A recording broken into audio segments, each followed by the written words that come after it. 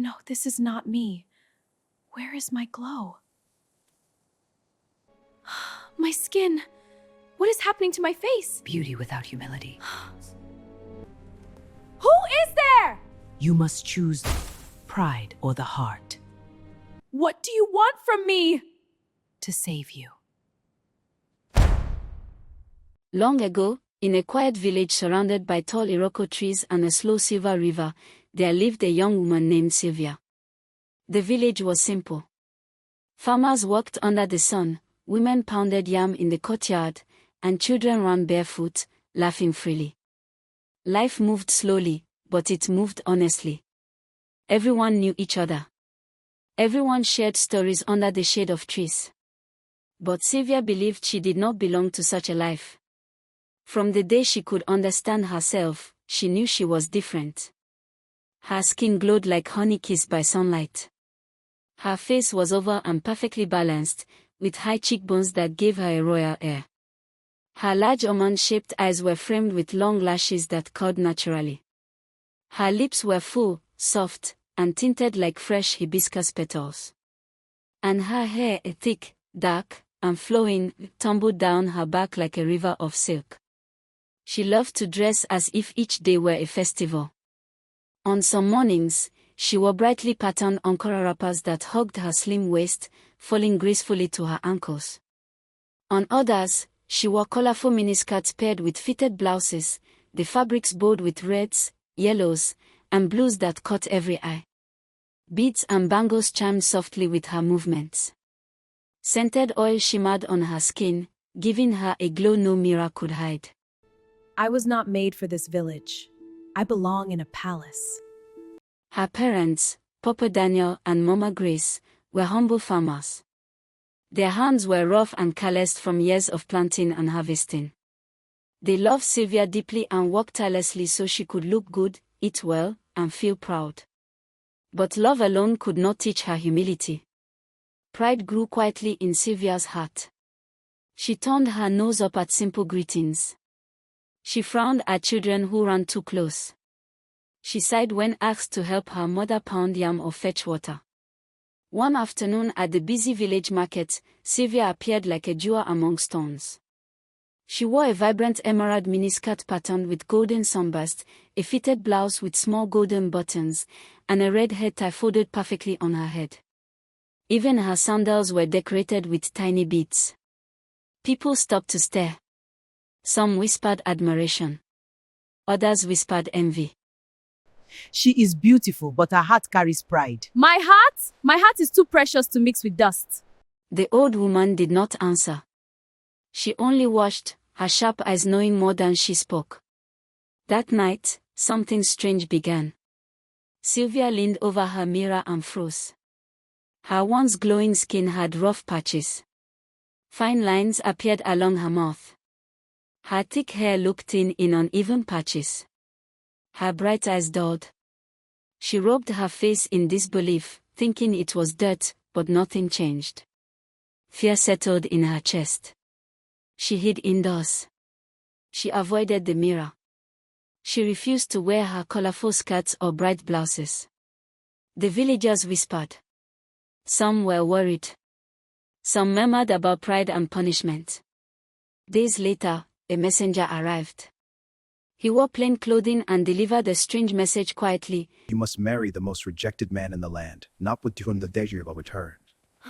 The villagers were shocked. The family whispered questions, but the messenger left silently. Then, one day, he arrived. His name was Elias. He walked slowly, leaning on a crooked wooden stick. His faded tunic hung loose, his trousers were patched in places. His beard was gray and uneven. His teeth were yellowed. His skin was wrinkled like dry earth in Harmattan. A faint smell of smoke followed him wherever he went. Children ran away. Women whispered. Men avoided eye contact. I have come for Sylvia. The villagers stared. Sylvia's stomach twisted. This was the man she was told to accept. This was the man no one wanted. Her heart raced. She felt anger. She felt fear. She felt confusion. But somewhere inside, a tiny voice reminded her of the old woman's sharp eyes at the market. A tiny voice reminded her of her fading reflection. And for the first time in her life, Sylvia did not look at herself. She looked at someone else. And something inside her began to shift. The morning after Sylvia's marriage, the sun rose slowly over the quiet village, scattering gold across the Silver River. Birds called from the tall Iroko trees, and the faint smell of fresh earth drifted through the air. But inside her heart, Sylvia felt none of the usual excitement. She had been told she must accept Elias, the man everyone avoided, and yet she could not understand why her beauty had been punished.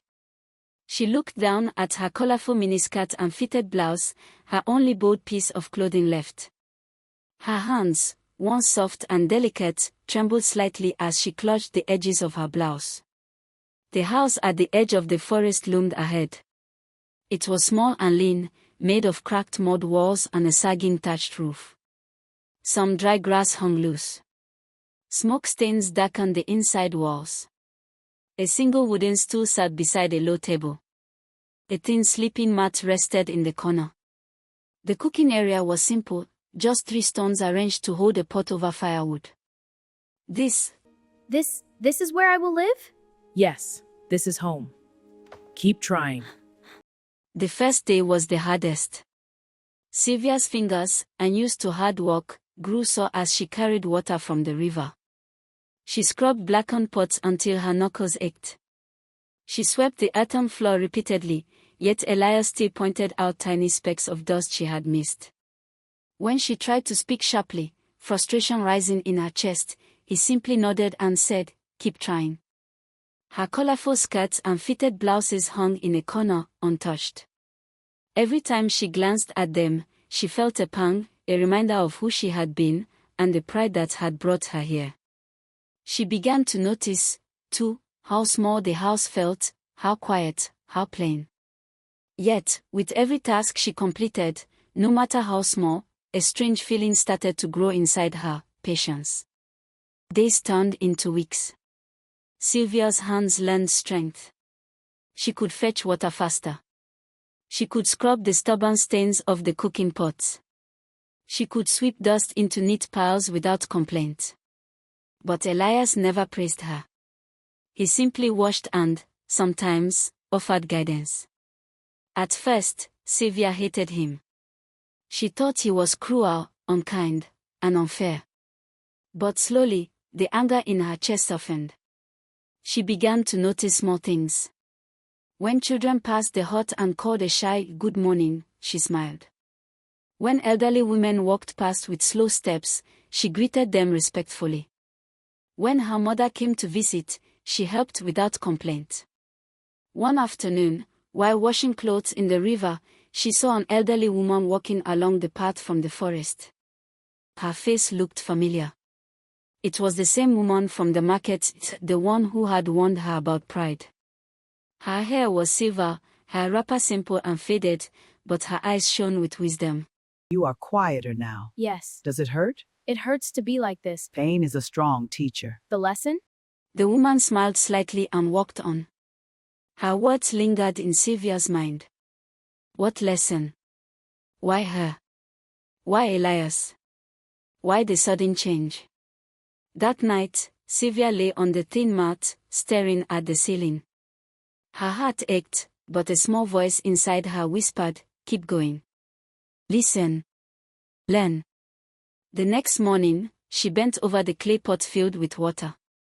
She cupped her hands and splashed the cool liquid on her face. When she looked into the reflection, she froze. Her skin, once rough and dull, shimmered gently. Her glow had returned, softer and warmer than before. Her eyes were bright, but no longer sharp with pride, they held calm and kindness.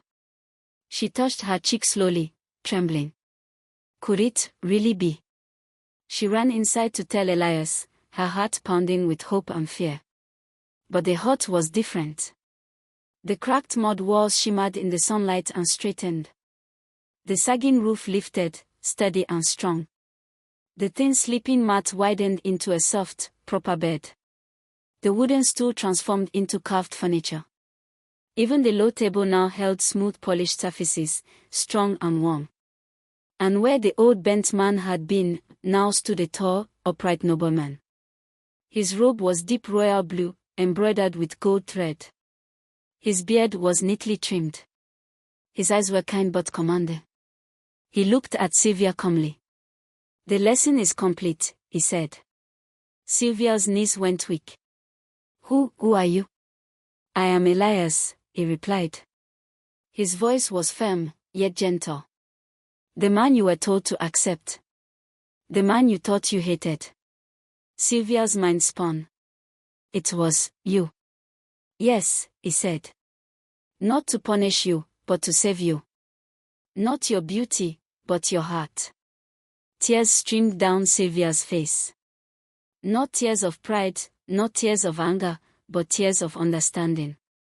Her soul felt lighter. Her heart, once weighed down by vanity, now felt open. "You see," Elias said, "beauty painted on the outside fades. But beauty carved into the heart lasts forever. You have learned humility, patience, and kindness.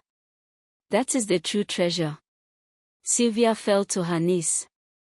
She looked at the nobleman, at the strong house, at her reflection in the polished wooden table. She no longer cared about the miniskirts, the fitted blouses, or the beads. Her hands, rough from work, felt like proof of her growth. Her glow was no longer arrogance, but warmth.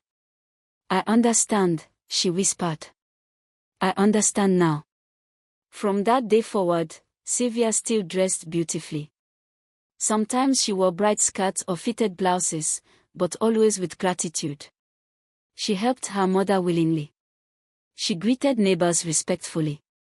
She smiled at children warmly. She no longer admired herself in the mirror with pride, but asked instead, "Is my heart beautiful today?" The villagers noticed the change. Children ran to her side without fear. Women nodded respectfully. Even men whispered quietly in admiration, not for her beauty, but for her grace. And Sylvia, once a girl blinded by pride, finally understood a truth that would remain forever. No matter how bright the glow of skin, the elegance of clothes, or the shine of beads, it was the heart that truly shone. Pride faded. Kindness endured. Humility lasted. Elias, the man everyone rejected, had not only transformed himself but had transformed Sylvia's soul. And though she had been tested, punished, and made to suffer, she emerged stronger, wiser, and truly radiant. The silver river outside glimmered in the sunlight. The Iroko trees swayed gently in the breeze. And in that quiet village, the story of Sylvia, the girl who learned the value of the heart over pride, became a tale that mothers told their daughters for generations. True beauty is not seen with the eyes, but felt with the heart.